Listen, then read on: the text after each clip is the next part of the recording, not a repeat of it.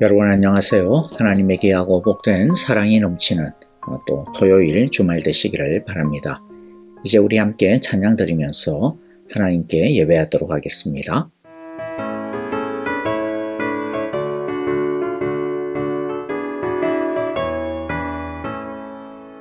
내가 매일 기쁘게 순례의 길을 담은 주의 팔에 나를 안보하며 내가 주의 큰 복을 받는 참된 비결은 주의 영이 함께함이라.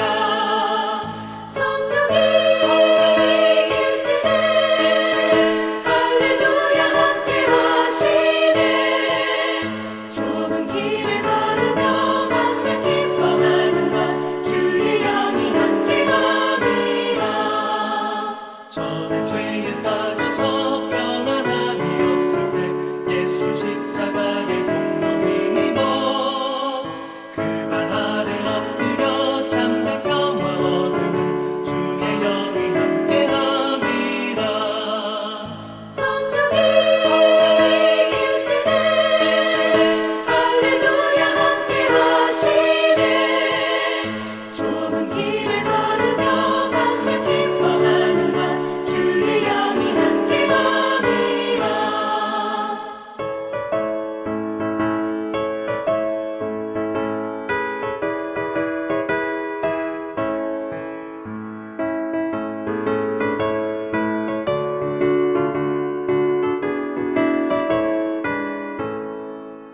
나와 동행하시고 모든 염려하시니 나는 숲의 새와 같이 기쁘다.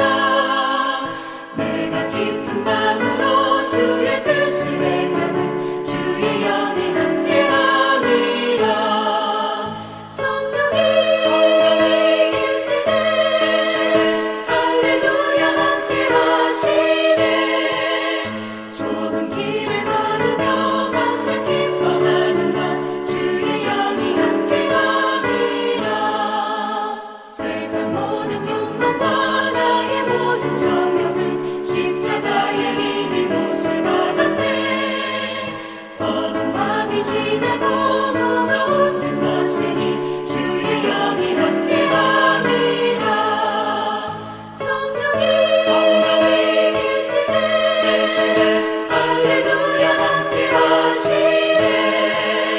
좁은 길을 걸으며 맘에 기뻐하는 것 주의 영이 함께함이라. 오늘 우리가 함께 볼 말씀은 열왕기상 13장입니다. 1절부터 우리 함께 한 절씩 같이 읽도록 하겠습니다. 보라, 그때 하나님의 사람이 여호와의 말씀으로 말미암아 유다에서부터 베델에 이르니 마침 여로보암이 제단 곁에 서서 분향하는지라. 하나님의 사람이 제단을 향하여 여호와의 말씀으로 외쳐 이르되 제단아, 제단아, 여호와께서 이와 같이 말씀하시기를 다윗의 집에 요시아라 이름하는 아들을 낳으리니 그가 내 위에 분향하는 산당 제사장을 내 위에서 제물로 바칠 것이요 또 사람의 뼈를 내 위에서 사르리라 하셨느니라. 하고 그날에 그가 징조를 들어 이르되 이는 여호와께서 말씀하신 징조라. 제단이 갈라지며 그 위에 있는 재가 쏟아지리라.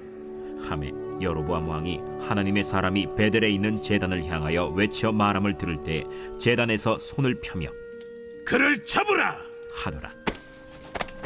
그를 향하여 편 손이 말라 다시 거두지 못하며 하나님의 사람이 여호와의 말씀으로 보인 징조대로 제단이 갈라지며 재가 제단에서 쏟아진지라. 왕이 하나님의 사람에게 말하여 이르되 청하건대 너는 나를 위하여 내 하나님 여호와께 은혜를 구하여 내 손이 다시 성하게 기도하라. 하나님의 사람이 여호와께 은혜를 구하니 왕의 손이 다시 성하도록 전과 같이 되니라. 왕이 하나님의 사람에게 이르되 나와 함께 집에 가서 쉬라. 내가 네게 예물을 주리라. 왕께서 왕의 집 절반을 내게 준다 할지라도 나는 왕과 함께 들어가지도 아니하고 이곳에서는 떡도 먹지 아니하고 물도 마시지 아니하리니 이는 곧 여호와의 말씀이 내게 명령하여 이르시기를 떡도 먹지 말며 물도 마시지 말고 왔던 길로 되돌아가지 말라 하셨음이니이다.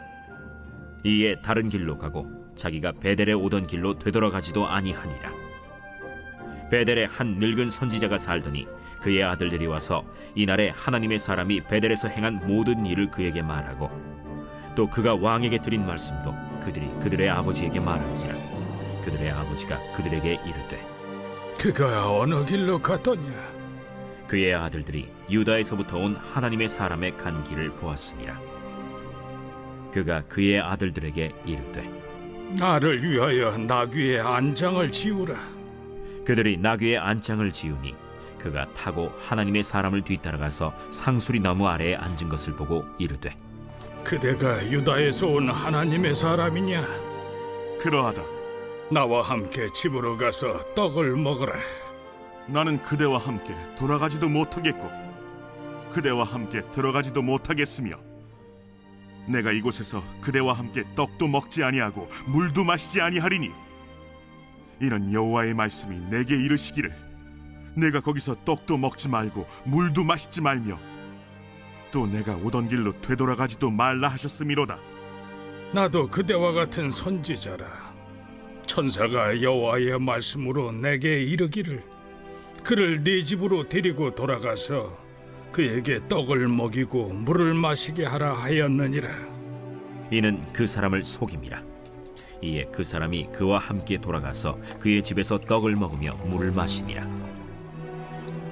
그들이 상 앞에 앉아 있을 때 여호와의 말씀이 그 사람을 데려온 선지자에게 임하니 그가 유다에서부터 온 하나님의 사람을 향하여 외쳐 이르되 여호와의 말씀에 내가 여호와의 말씀을 어기며 내 하나님 여호와께서 내게 내리신 명령을 지키지 아니하고 돌아와서 여호와가 너더러 떡도 먹지 말고 물도 마시지 말라 하신 곳에서 떡을 먹고 물을 마셨으니 내 시체가 내 조상들의 묘실에 들어가지 못하리라 하셨느니라.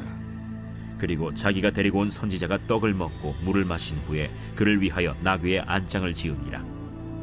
이에 그 사람이 가더니 사자가 길에서 그를 만나 물어 죽이매 그의 시체가 길에 버림받으니 나귀는 그 곁에 서 있고 사자도 그 시체 곁에 서 있더라. 지나가는 사람들이 길에 버린 시체와 그 시체 곁에 선 사자를 보고 그 늙은 선지자가 사는 성읍에 가서 말한지라. 그 사람을 길에서 데리고 돌아간 선지자가 듣고 말하되 이는 여호와의 말씀을 어긴 하나님의 사람이로다. 여호와께서 그에게 하신 말씀과 같이 여호와께서 그를 사자에게 넘기심에 사자가 그를 찢어 죽였도다. 이에 그의 아들들에게 말하여 이르되 나를 위하여 나귀의 안장을 지우라. 그들이 안장을 지우매 그가 가서 본즉 그의 시체가 길에 버림받았고 나귀와 사자는 그 시체 곁에 서 있는데 사자가 시체를 먹지도 아니하였고 나귀를 찢지도 아니하였더라. 늙은 선지자가 하나님의 사람의 시체를 들어 나귀에 실어 가지고 돌아와 자기 성읍으로 들어가서 슬피 울며 장사하되 곧 그의 시체를 자기의 묘실에 두고 오라 내 형제여 하며 그를 위하여 슬피 우니라. 그 사람을 장사한 후에 그가 그 아들들에게 말하여 이르되 내가 죽거든 하나님의 사람을 장사한 묘실에 나를 장사하되 내 뼈를 그의 뼈 곁에 두라. 그가 여호와의 말씀으로 베델에 있는 제단을 향하고 또 사마리아 성읍들에 있는 모든 산당을 향하여 외쳐 말한 것이 반드시 이룰 것임이니라. 여로보암이 이 일 후에도 그의 악한 길에서 떠나 돌이키지 아니하고 다시 일반 백성을 산당의 제사장으로 삼되 누구든지 자원하면 그 사람을 산당의 제사장으로 삼았으므로 이 일이 여로보암 집의 죄가 되어 그 집이 땅 위에서 끊어져 멸망하게 되니라. 오늘의 말씀은 읽었듯이요 크게 두 가지 사건으로 구성이 되어 있습니다. 하나는 유다에서 온 선지자가 베델의 제단에 대해 저주하는 내용이고 또 하나는 그 선지자가 다른 늙은 선지자의 거짓말에 속아서 결국에는 하나님께 죽임을 당하는 내용입니다. 이 두 가지 사건은 결국 하나의 주제를 말씀하시고자 하는 것인데요. 그것은 하나님께서 여로보암과 이스라엘을 인정하지 않는다, 거부한다 라고 하는 것, 그들의 종교를 버리셨다 라고 하는 것입니다. 먼저 1절부터 10절의 내용을 보겠는데요. 1절에 보면 여로보암이 베델의 제단 곁에 서서 막 분향, 즉 제사를 드리려고 하고 있는 것을 보게 됩니다. 베델의 제단은 어제 우리가 살펴본 바와 같이 예루살렘의 성전에 대항하여 여로보암이 세운 사적인 제단입니다. 하나님의 인정을 전혀 받지 않은 순전히 자신의 정치적인 이익에 의하여서 세워진, 그 이익을 위하여 세워진 제단입니다. 거기서 하나님께 예배하고 있습니다. 그런데 하나님께 예배 드린다고 하면서 무엇에다가 예배합니까? 금송아지 앞에서 예배합니다. 금송아지를 하나님이라고 하면서 예배하는 것이죠. 그리고 레위인 제사장이 아니라 자기가 자기 입맛대로 사람들이 하고 싶은 대로 세워진 자격 없는 제사장, 결코 제사장일 수 없는 제사장의 집례하에 예배하고 있습니다. 그런데 그때 유다에서 온 한 선지자가 베델의 제단에 대해 저주를 선포합니다. 이것의 의미가 무엇일까요? 이것은 단순히 베델의 제단에 대한 저주가 아니라 베델에서 드려지는 모든 제사, 예배에 대한 저주와 심판입니다. 그리고 더 나아가 여로보암이 만든 북이스라엘의 종교체제, 예배체제에 대해 하나님이 거부하시며 하나님께서 진노하신다, 저주하신다라고 하는 선포인 것입니다. 유다의 선지자는 이런 하나님의 거부와 저주가 확실하다라고 하는 정표로 두 가지 사건을 일으키는데요. 하나는 제단이 갈라지고 제단으로부터 재가 쏟아지게 될 것이라고 예언합니다. 그리고 또 그 말씀대로 제단이 갈라지고 재가 제단으로부터 쏟아졌습니다. 이것은 베델에서 드리는 이 제사들은 처음부터 저주받고 더럽혀진 제사로서 하나님께서 연락하지 않으시고 깨뜨리시며 땅에 쏟아버리신다라고 하는 것을 의미합니다. 그리고 여로보암의 손이 마비가 되어 다시 오므릴 수 없게 된 그 정표도 같은 의미입니다. 부정한 예배, 하나님이 싫어하시고 하나님께서 혐오하시는 예배라는 것입니다. 이것은 예전에 솔로몬이 성전을 짓고 난 다음 드렸던 그 예배 드렸을 때의 모습과 완전히 반대가 되는 모습이죠. 그때는 하나님의 영광이 임했습니다. 하나님이 기뻐 받으셨습니다. 그런데 왜 하나님이 베델의 제사는 저주하십니까? 예루살렘 성전보다 초라했을까요? 아닙니다. 하나님의 뜻에, 하나님의 말씀에, 하나님의 진리에 입각한 예배가 아니기 때문입니다. 하나님이 중심인 예배가 아니라 인간들이 중심이 된 예배이기 때문입니다. 하나님의 통치에 엎드린 예배가 아니라 하나님을 이용하여 자신들의 기득권과 권력을 세워보려고 하는 인간의 정치 행위이자 예배가 아니라 자신들의 이익을 위한 수단이기 때문입니다. 그러므로 우리는 예배를 드릴 때마다 우리의 예배가 어떤 예배인지, 우리의 예배가 무엇을 위한 예배인지, 우리의 예배가 하나님이 중심이 되며 하나님의 통치 아래에 엎드리고 있는 예배인지를 항상 스스로 자문하고 점검해야 할 것입니다. 진리로 드리는 매일 예배, 일상의 예배가 되어질 수 있기를 간절히 기도합니다. 유다에서 온 선지자가 이제 장난이 아니라고 하는 것을 간파한 여로보암은요, 선지자에게 이제 납작 엎드립니다. 6절에 보면 그는 마비가 된 자신의 손을 고쳐달라고 애원합니다. 유다 선지자는 여로보암의 청을 받아들여 그의 손을 고쳐줍니다. 그러자 여로보암은 유다 선지자를 자신의 집으로 초대하려고 하죠. 선물도 주겠다라고 꼬십니다. 하지만 유다 선지자는 거절합니다. 그런데 여로보암이 유다 선지자를 초대한 이유가 무엇일까요? 그가 진정으로 유다 선지자를 통해 하나님의 말씀을 들으려고 했던 것은 아닙니다. 실추된 자신의 이미지와 권위를 어떻게 해서든지 만회해 보려고 유다 선지자를 병풍처럼 사용해 보고자 했던 것입니다. 그것을 어떻게 단정할 수가 있습니까? 그것은 지금 여로보암의 입에서 한 번도 자신의 죄에 대해 진정으로 회개하는 말이 나오지 않고 있다라고 하는 것이죠. 분명히 유다 선지자가 베델의 제단에 대하여서 저주하고 심판을 내렸는데도 불구하고 여로보암은 그 베델의 제단에 대하여 자신의 그 제사에 대하여 믿음에 대하여 제대로 회개하고 돌이키겠다라고 하는 말이 나오지 않고 있습니다. 그가 유다 선지자에게 요청하는 것은 무엇입니까? 자기의 팔을 고쳐달라고 하는 것이죠. 자신의 베델의 예배를 자신의 잘못된 생각을 고쳐달라고 요청하지 않습니다.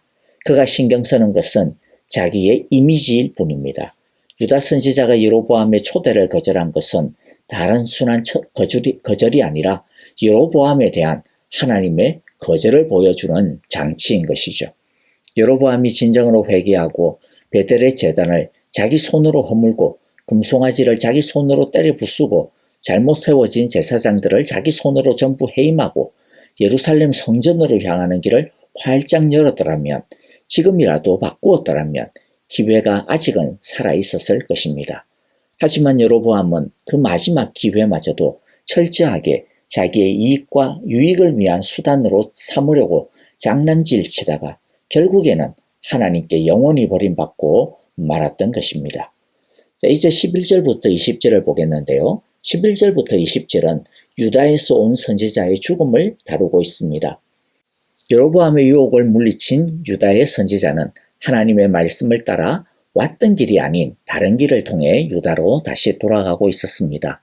그런데 베델의 한 늙은 예언자가 이 유다의 선지자를 초대합니다. 유다의 선지자는 처음에는 거절하죠. 왜냐하면 하나님께서 누구하고도 먹지도 말고 마시지도 말라고 명령하셨기 때문입니다. 그런데 늙은 예언자는 거짓말로 꾸며댑니다. 18절에 보면요. 이렇게 이야기합니다. 나도 그대와 같은 예언자요. 주님께서 천사를 보내셔서 나에게 말씀하시기를 그대를 내 집으로 데리고 가서 밥도 대접하고 마실 물도 대접하라고 하셨소. 그런데 이건 거짓말이었죠. 유다의 선지자는 이 예언자의 말에 속아서 그의 집에 가서 밥도 먹고 물도 마시고 맙니다. 그러자 주님의 말씀이 이 늙은 예언자를 통해 유다의 예언자에게 선포가 됩니다. 주님의 말씀을 명령을 어겼기 때문에 조상의 무덤에 묻히지 못할 것이라는 거죠. 그리고 그 말씀대로 이 유다의 선지자는 다시 돌아가다가 길에서 사자를 만나 물려 죽고 맙니다. 이 이야기가 전하려고 하는 메시지의 핵심이 무엇일까요? 왜 이 이야기를 이렇게 길게 여로보암의 죄와 관련하여서 성경은 적어두고 있을까요? 먼저 이것은 하나님의 말씀의 확실성에 대한 증표인 것을 보여줍니다. 이 유다의 선지자는 불순종했습니다. 거짓말에 속았죠. 하나님께서 자신에게 분명히 말씀하신 것이 있는데도 불구하고, 그런데 다른 말씀이 왔으면 하나님께 확인해야 되는데도 불구하고 하나님께 확인하지도 않고 경솔하게 어겼습니다. 하나님은 그 불순종에 대해 사망을 예언하셨습니다. 그리고 그 사망의 예언의 말씀은 1.1획도 없이 흐트러짐이 없이 반드시 성취가 되고 말았습니다.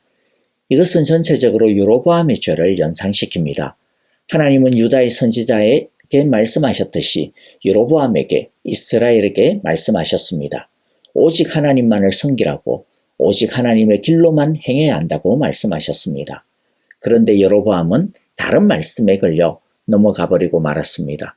늙은 예언자의 거짓말처럼 자기 욕망의 거짓말에, 권력의 거짓말에, 이익의 거짓말에 속아 넘어가 버리고 말았습니다. 두려움의 거짓말에 속아 넘어갔습니다. 그래서 먹지 말아야 할 우상을 먹었고 마시지 말아야 할 거짓을 마시고 말았습니다. 베델의 신당, 금송아지, 가짜 제사장이 바로 먹지 말아야 할 우상이요 거짓인 것입니다.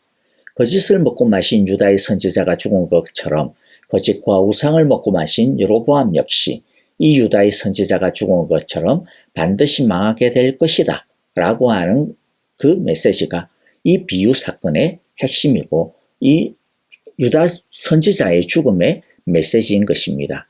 여러분, 대충 믿으면 안 됩니다. 바르게 믿어야 합니다. 아무리 훌륭한 사람의 말이라고 해가지고 멍하게 따라가면 안 됩니다. 그 말이 진짜 하나님의 말씀인가, 진짜 하나님의 진리인가 하고 분별해야 합니다. 거짓을 따라가면 결국에는 거짓과 함께 망하게 되고 맙니다.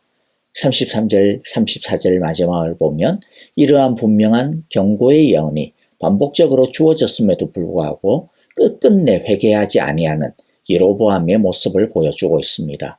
여로보암의 죄는 일시적인 것이 아니었습니다. 여로보암의 근본적인 죄는 하나님의 말씀을 듣고도 끝끝내 회개하지 아니하는 고의적인 배도와 반역의 죄인 것입니다. 그 결과 어떻게 됩니까? 마침내 땅에서 흔적도 없이 사라지게 됩니다. 말씀을 정리합니다. 여로보암의 종교의 특징이 무엇입니까? 그것은 자기 중심입니다. 하나님을 섬기는 것 같지만 그러나 자기가 만든 것을 따라 섬깁니다. 33절에 보면 원하는 사람들은 누구든지 산당의 제사장으로 임명했다라고 하는데요. 즉 하나님 중심이 아니고 사람 중심입니다. 진정한 예배와 진정한 믿음은 열정과 열심만이 중요한 것이 아닙니다. 그것보다 더 중요한 것이 무엇입니까? 하나님 중심, 말씀 중심이 중요합니다.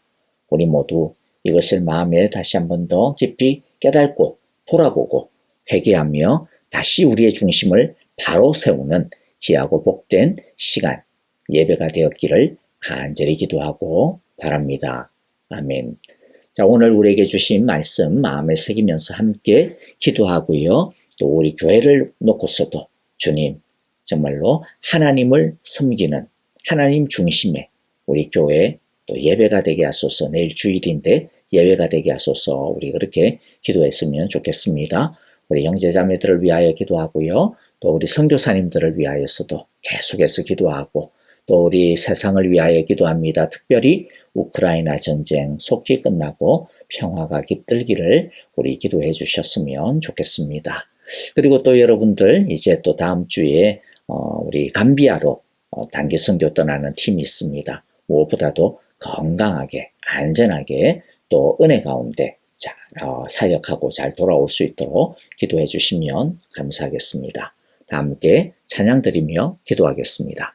주인 삼은 모든 것 내려놓고 내 주 되신 주 앞에 나가 내가 사랑했던 모든 것 내려놓고 주님만 사랑해.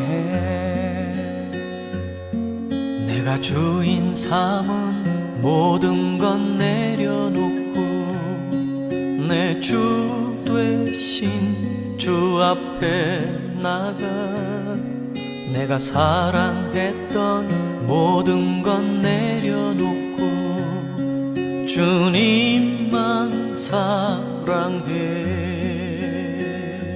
주 사랑 거친 풍랑에도 깊은 바다처럼 나를 잠잠케 해. 주 사랑 내 영혼의 반석 그 사랑 위에 서리.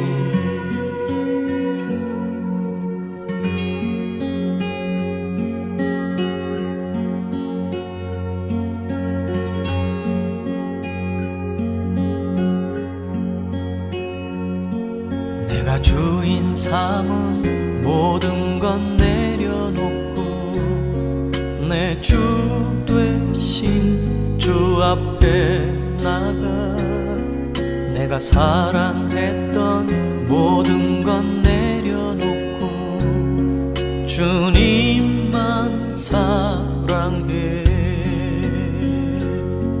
내가 주인 삼은 모든 것 내려놓고 내 주 되신 주 앞에 나가 내가 사랑했던 모든 것 내려놓고 주님만 사랑해. 주 사랑 거친 풍랑에도 깊은 바다처럼 나를 잠잠케 해. 주 사랑 내 영혼의 반석 그 사랑 위에 서리. 주 사랑 거친 풍랑에도 깊은 바다처럼 나를 잠잠케 해. 주 사랑 내 영혼의 반석 그 사랑 위에 서리.